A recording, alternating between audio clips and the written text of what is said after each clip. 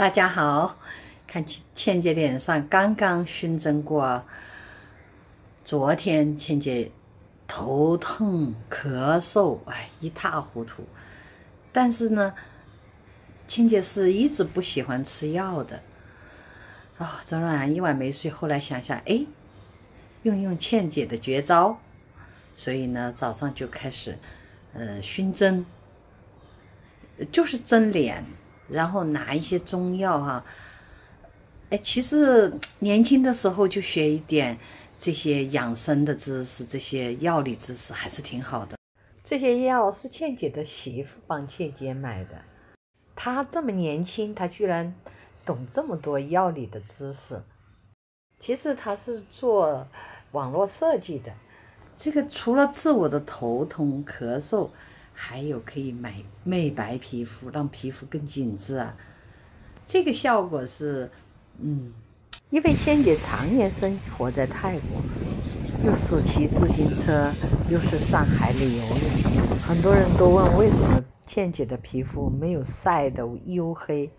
倩姐的绝招就是用各种中药汤剂熏脸。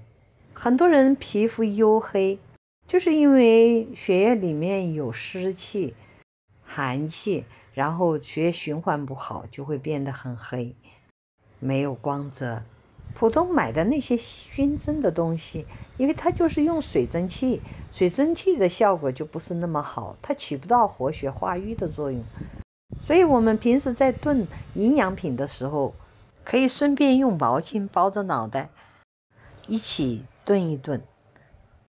特别是需要炖中药的时候，比如说当归，我们经常爱吃的当归红枣鸡蛋，活血行血的效果非常好。它进入我们的毛孔以后，也同样能够给我们的脸部活血补充营养。来看一下今天倩姐的美容治病佳品，上面是蒸了一点早餐土豆，下面就放了一些中药材：川芎、防风、白芷、红枣、桂枝，还有白芍，都是香味浓郁的活血化瘀佳品。即使不头痛的时候吃也是非常好的，也可以美白皮肤。熏蒸完以后，脸上光滑透亮。喜欢的请关注倩姐，给倩姐点个赞呗。